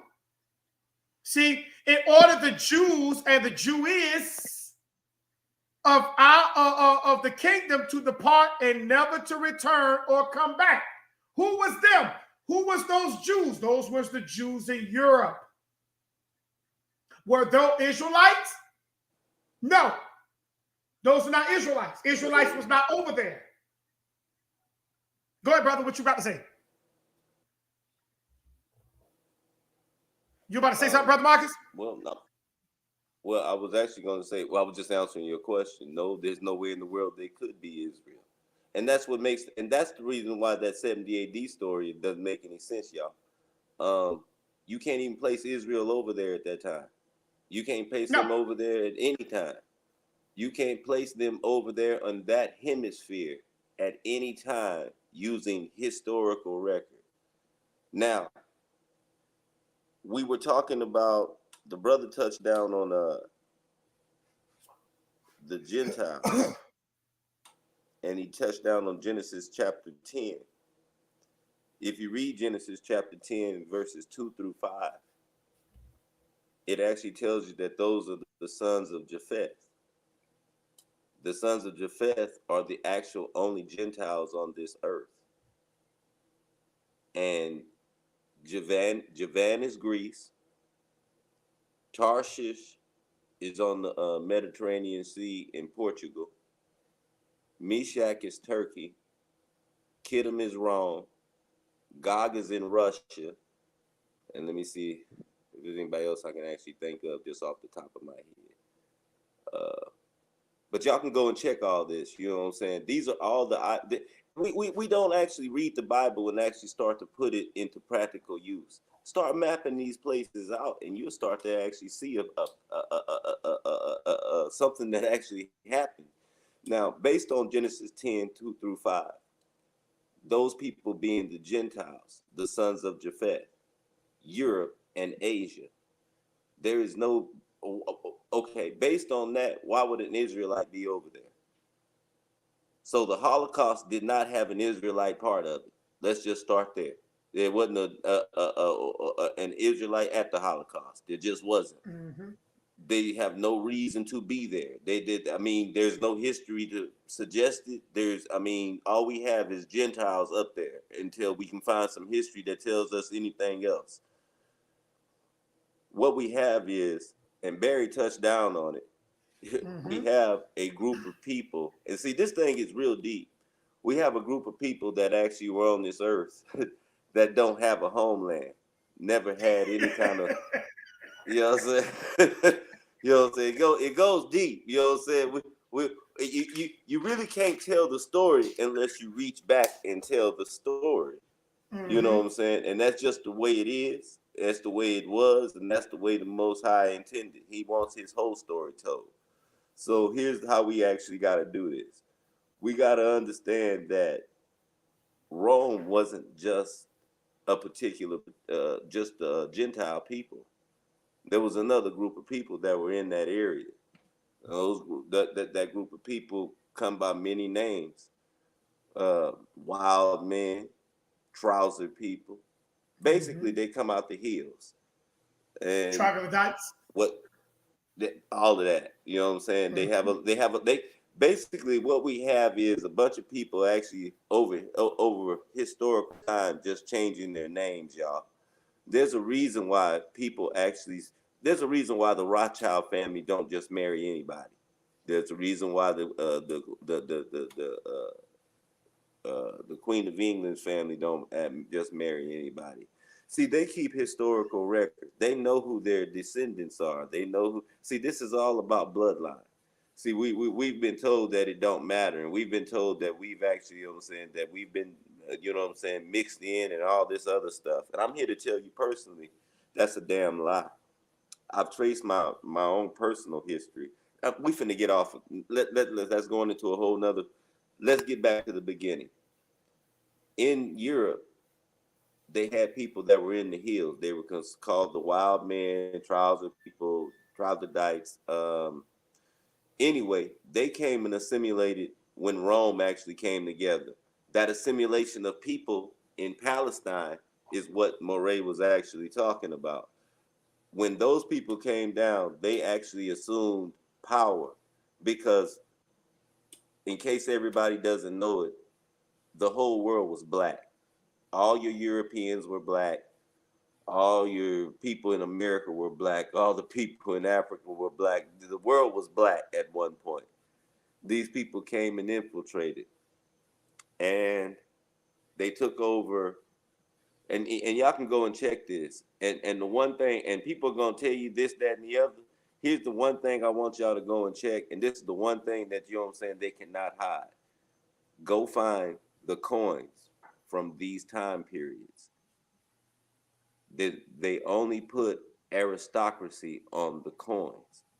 You'll find no white man on any coin going forward from that time period. You'll see nothing but black people. That's who was in control at that time. What you have is an infiltration. And you have, see, we look at the Bible and we don't actually read it for what it is. What you have is Gentiles. Gentiles come from Europe. Gentiles make covenant and Gentiles break covenant. That is what they do. That is what their characteristics are. That is how they took over the whole world. That is how they actually colonized every land that, you know what I'm saying, that is up on the face of the earth as we actually know it right now. They made treaty with the native people that were there. They brought disease, they brought destruction, and finally they brought power, and they took the land. All of this was just a power struggle. This whole Jesus concept was a way to control people and get you to buy off into getting slapped and turning the other cheek, watching somebody actually see. The one thing that they never that they couldn't actually stop was a grown man being a grown man until they gave him a religion that told him to not be a grown man. Can you imagine standing in front of somebody and telling them, you know what I'm saying, and letting another man slap you in the face in front of your wife and your kids, and you turning the other cheek so they can slap the next one? It's in your New Testament. Do you get it? This was done to dumb you down. It wasn't done for any other reason. It was done to actually take you out of the vibration of the Most High. The Most High wouldn't allow nobody. First of all, let's get something understood. Well, he said, remember, he said an eye for an eye and a what? Tooth for a tooth. Jesus said, but I say. What did he say? Hey, but what did he say though? He said, if you say eye for an eye, but I say, if a man, what if a man, something about a cloak, you give him your cloak too, and if you get slapped, turn the other cheek, man, fuck him. And I mean, fuck him right now. That's crazy. I want everybody to think about that. I want you to think about having your child stand there in front of you, another man slap you in the face, and you not react. You actually turn the other cheek so he can slap the other side of your face while your child and your wife are watching you. And you tell Hey, me my brother, can I say something about that? Go for it, brother. May I say something about that, please? with you Yeah, go guys' ahead, Rev, permission. Go ahead, Rev. Yes, sir, go ahead. As a matter of fact, just 2 Sabbaths ago, I was teaching about that, and I was telling the people that exactly what the brother just said. We've been dumbed down. That's not what it means. That nobody slap you. It means it's just like when I was in Iraq. I did there's a storm and there's a shield. And when a person come up to you, you don't shake their hand. That's disrespectful. So you kiss them on one cheek and you turn the other cheek. And if the person doesn't turn the other cheek, that is disrespectful. They don't want to be bothered with you. So when that Messiah said that, he was not talking about slapping me and slapping me. No, no, no, no, no, no. He wasn't talking about a hit. Because I guarantee you, after that third slap, I got ammo. It's as simple as that. It didn't say what to do, but that's what we've been taught. And we've been so dumbed down. He wasn't talking about if a person come to you, and I want you to think about this. What did he say? He said, wait, do y'all have swords? Yep, we got 2. He said, my man, you're good to go.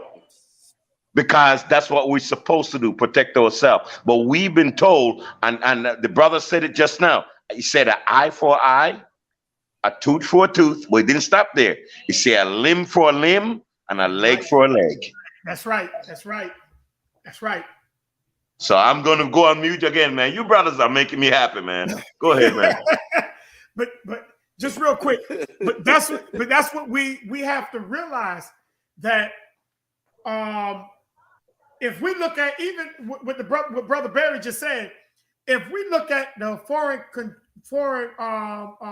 people that's overseas, when them people come and greet each other, what they greet each other with? A kiss. You see that on the news? They greet each other with a kiss. Exactly, brother. You never shake the hand of a person from the Middle East, because they say, let me tell you all this. They say when you shake my hand, that's the hand that you wipe your butt with. So you don't give me your hand. That's right. That's right. Because I'm gonna tell you that's true. Because when I studied Islam, they do not shake hands. They do not, because that's right. They say the hand you shake with is the hand you wipe your butt with. Go ahead, brother. That's right. That's true. That is true. That is the truth. They do not shake your hands. They do not. That's a form of disrespect. And see, a lot of us don't know this because we've been taught what I call an oppressive like mind.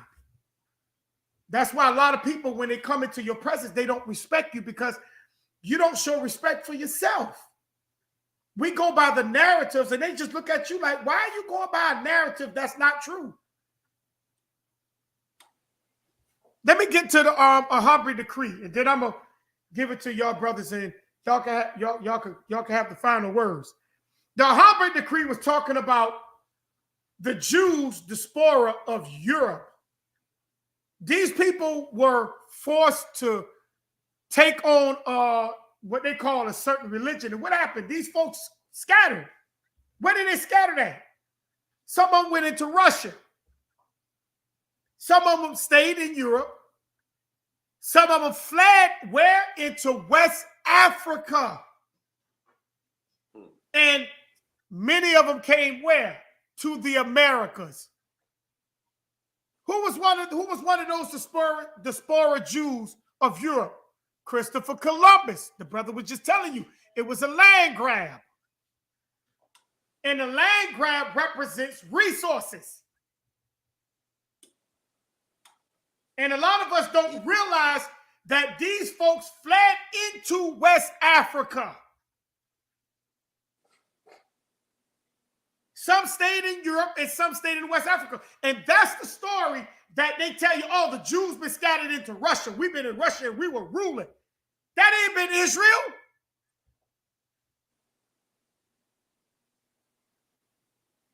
That was not Israel. Those were the Sephardic Jews. Sephardic Jews are not Israelites.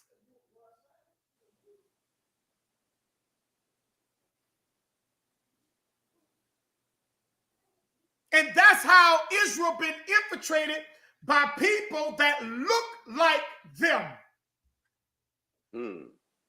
Because the Sephardic Jews came to the Americas and conquered the Americas. And now they conquered. telling you Go ahead, to fam. unite. And now they're telling you to unite under the African American theory. Out of Africa.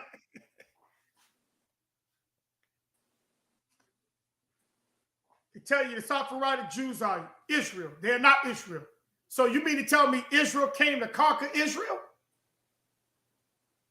On a slave ship they can't find.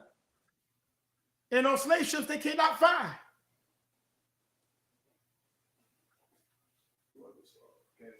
This is why we have to understand that if Israel was supposed to be over there,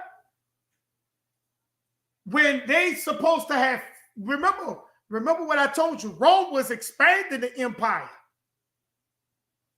So how did Israel get from out of that box and flee, and Rome never chased them until the 1600s? That's where they found them. When did Rome ever stop chasing them?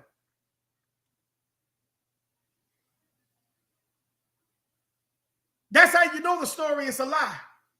That's talking about the Alhambra decree when those Sephardic Jews got put from out of Israel, got put from out of Europe, and they fled into West Africa. They're giving you different stories on top of stories. That's what you call typology. And if you don't understand the typology, they mix stories in. The brother was just reading that earlier today from that book. Brother, come on, show that book to everybody. Show that book what you was reading from.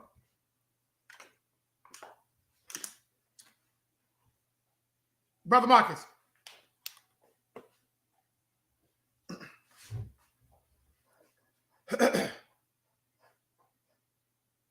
The Alhambra decree. I think he done froze again.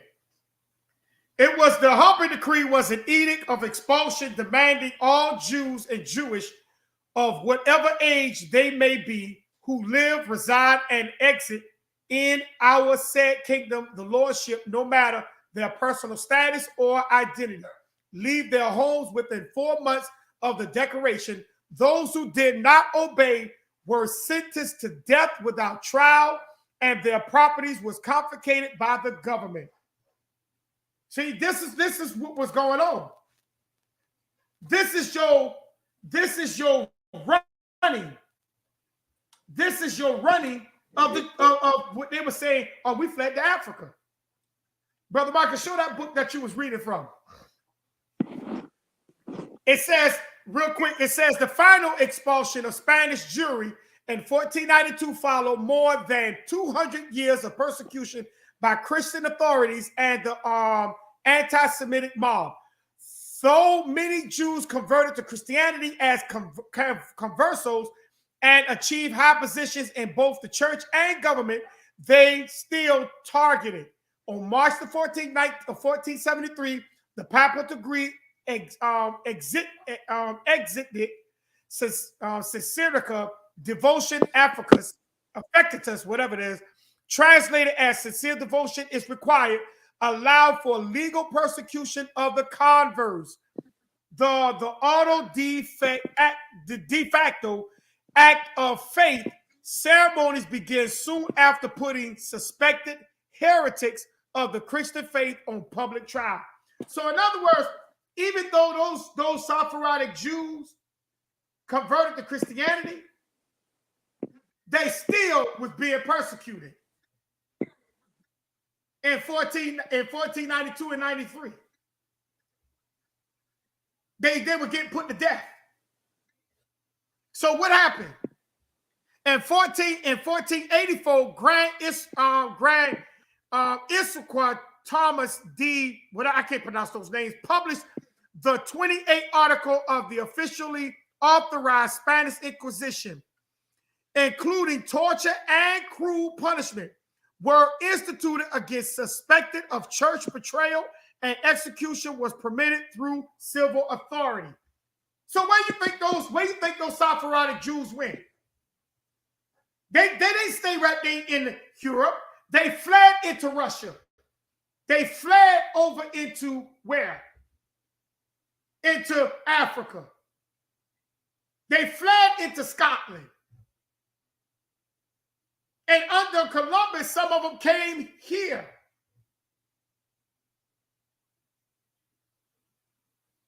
That's your 70 AD story.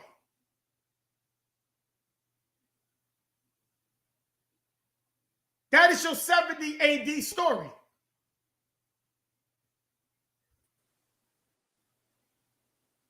So I'm a decrease at this point, and I'm gonna give the panel the last say if they want to just go ahead on going in.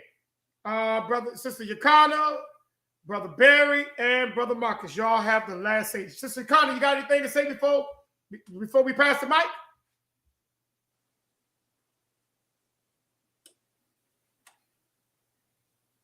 Okay. Brother Barry, you got anything to say? You want to add in? Actually, yes, sir. I was going to wait until the end of the panel to ask you and Brother Marcus. I didn't know that this is what you guys believe. I had no clue, and I totally agree with your teaching tonight. This is something that is very educational for people to understand, and they need to understand that what you just said. Check it. Don't believe me. Check it.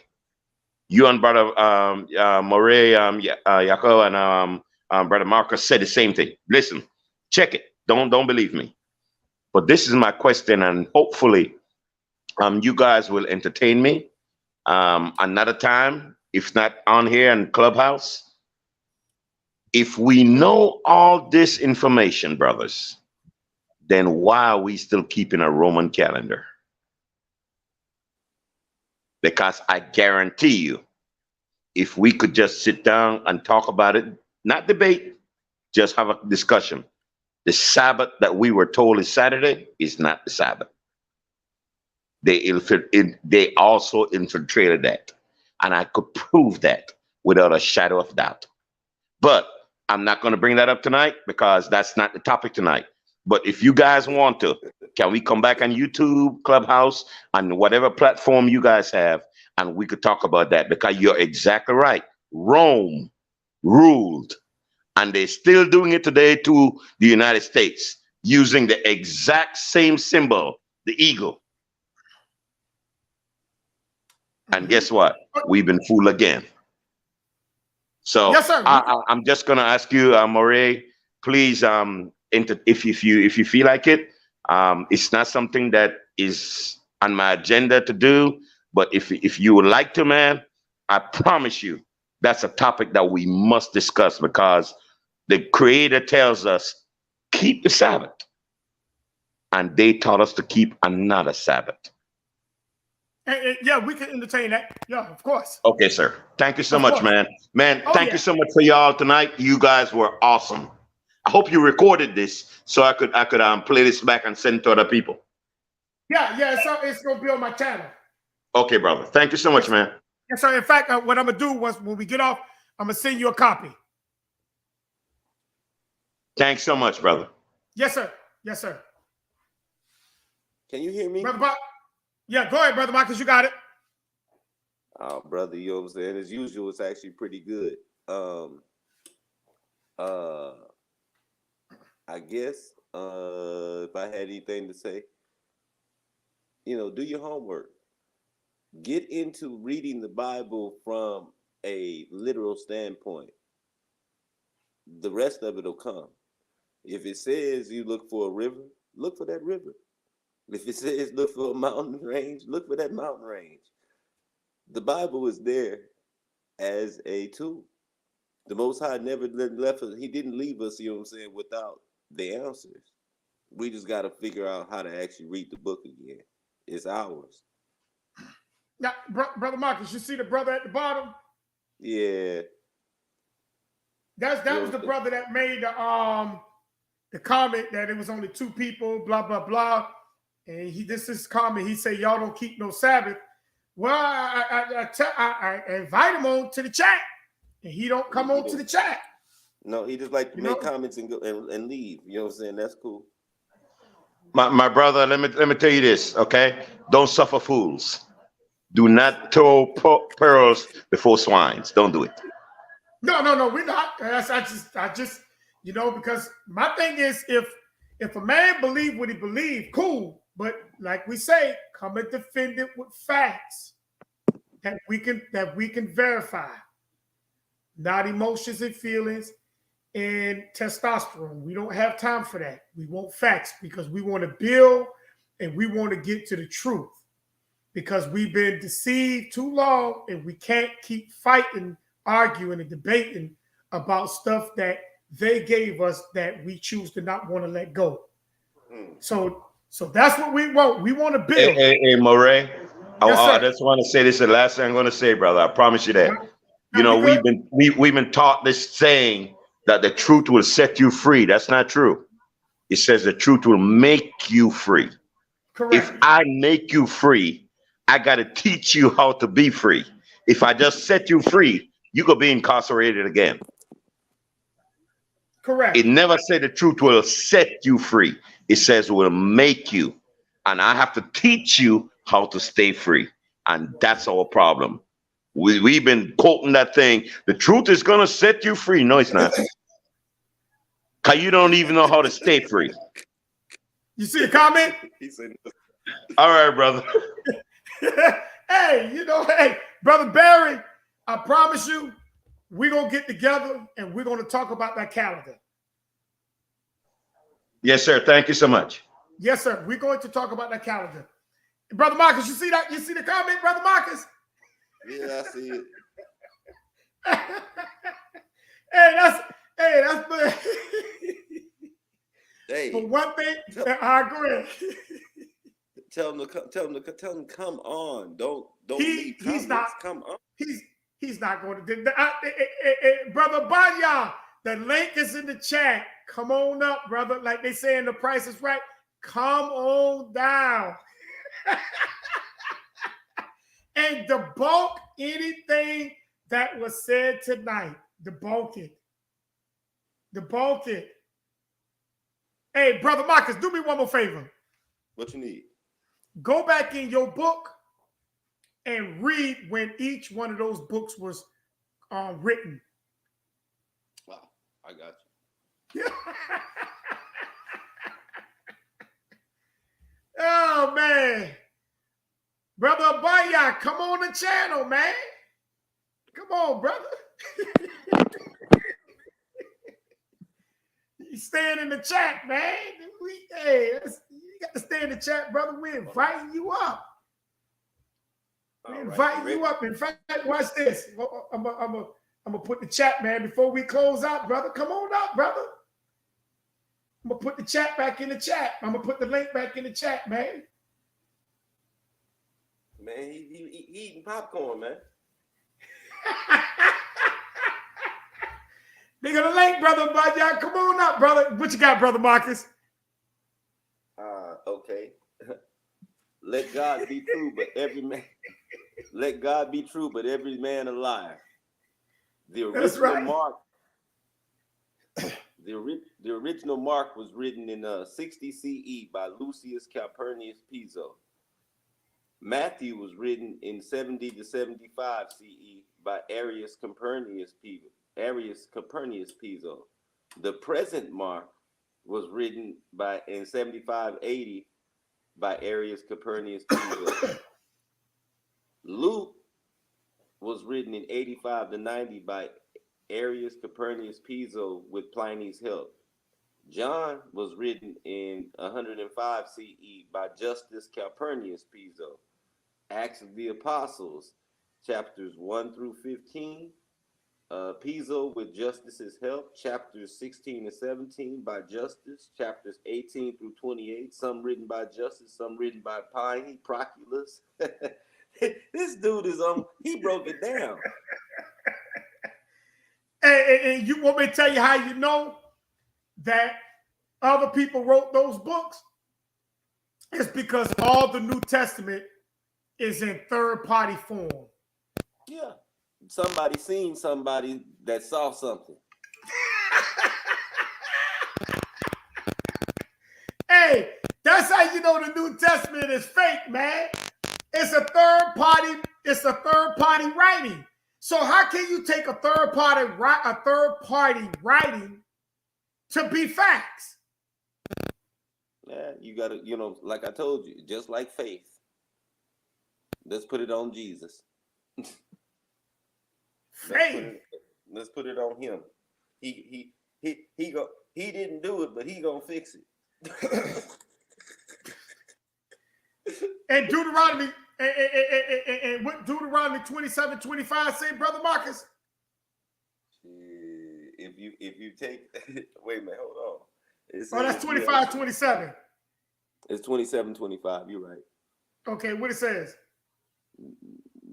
To take the reward to take a reward of slaying of an innocent. Curses the man to take the reward the slaying of an innocent. And let the people say, Amen. And was not they Jesus innocent according to their story? Yeah. And watch this. Let's pull that up real quick.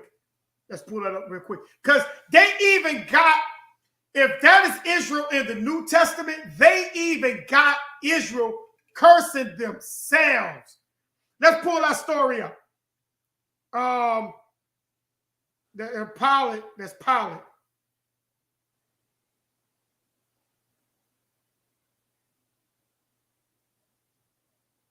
Give me 1 second. Let's go to Matthew 20.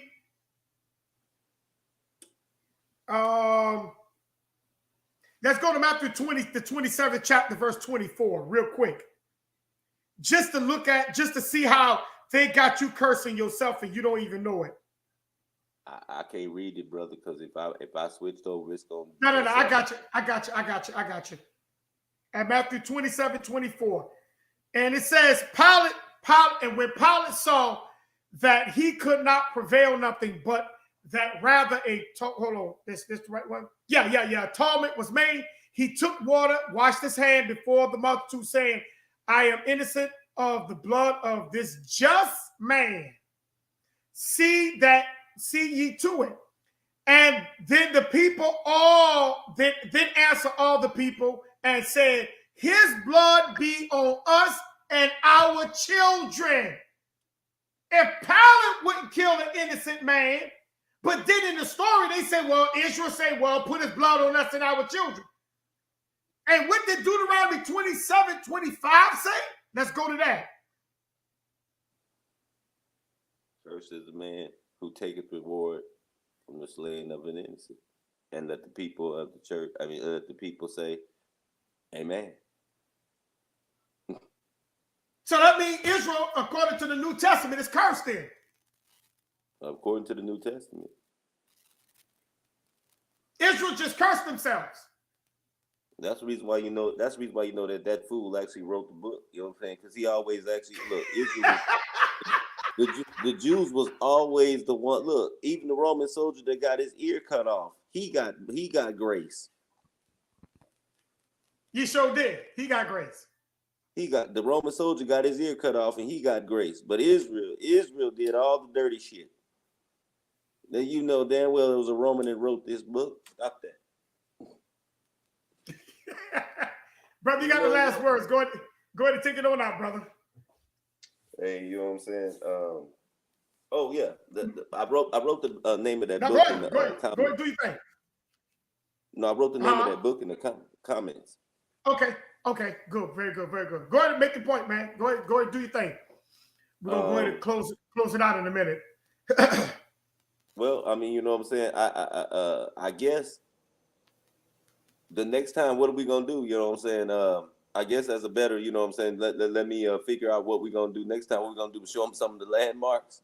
Show them, because we showed them where Israel wasn't. Now we might want to show where Israel is. That's part two. That's part two. That's what we're gonna do next. That's the next point. Is we're gonna do the landmark. That's right. Because we already told them. You already told them about the Balfour Agreement. I told them about the Alhambra Decree. Brother Barry told them what you call it about that over About there. Palestine. Yeah, about Palestine. So no, we're going to we already showed that Israel was not even over there. So we're going to now even take it even further, and we're going to get into the landmarks. That's going to be part two. Let's do that. We're going to set it up, and that's going to be part two. And because my question tonight before we leave, if Rome was expanding the empire, they collapsed Judea and Jerusalem.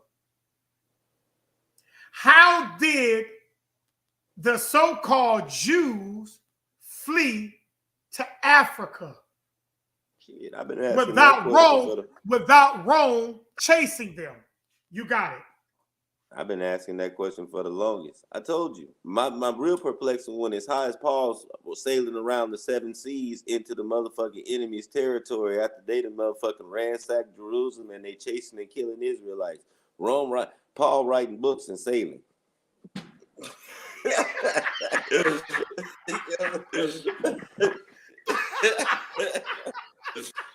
know what I'm saying? For real, he running around like a jet set playboy. You know what I'm saying? He doing the most out there. You know what I'm saying? And that's when Titus is in power. Yeah, you know what I'm saying? I'm like, damn, man, you know what I'm saying? Paul sailing right by him and waving and shit. You know what I'm saying? Hey, what's happening? You know what I'm saying? Shit, I'm going up here to Greece, you know what I'm saying? Going, you know what I'm saying, drop this letter off and, you know, come back down, you know what I'm saying?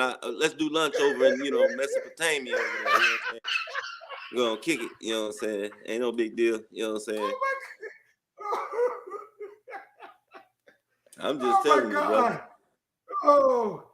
Man, that shit don't make no sense when you think about it, man. You know what I'm saying? That shit is crazy. Israel on the run, Paul writing letters and sailing. You know what I'm saying? Get the fuck out of here, bro. You know what I'm saying? And then visiting motherfuckers.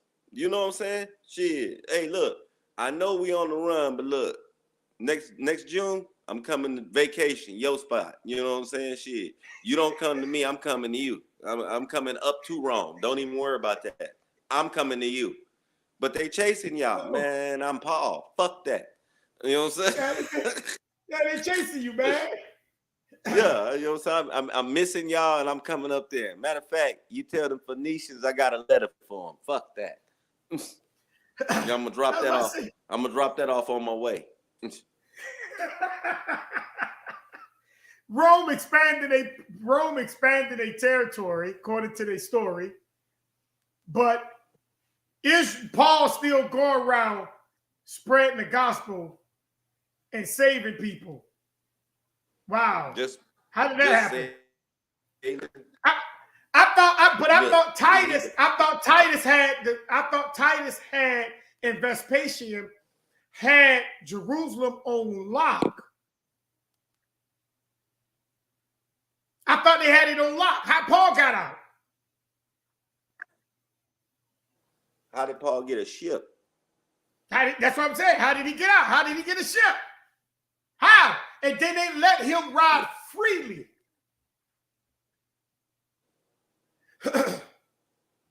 Because let me read this right here real quick. Let me read this right here. Let me read this part right here real quick on 70 AD. See, that's why when you go through this whole thing, man, you have to really look at this thing because these folks lie to you, man. These camps and all these people lie to you. They just lie to you. Watch this. Let me get down here.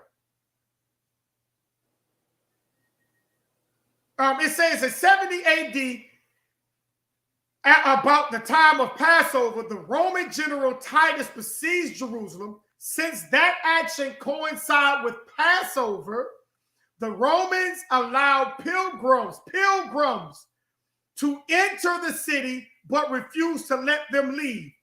Thus, strategically, depleting food and water supply within Jerusalem. Within the walls, the zealots, a militant anti-Roman party, struggled with the other Jewish factions that had emerged, which weakened the resistance even more. If they fighting on the inside and the Romans wouldn't let them back outside, how the hell they fled to West Africa?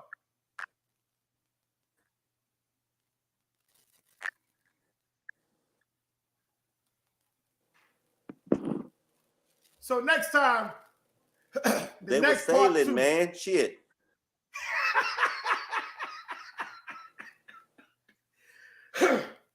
Like the channel say, indigenous Hebrews of America.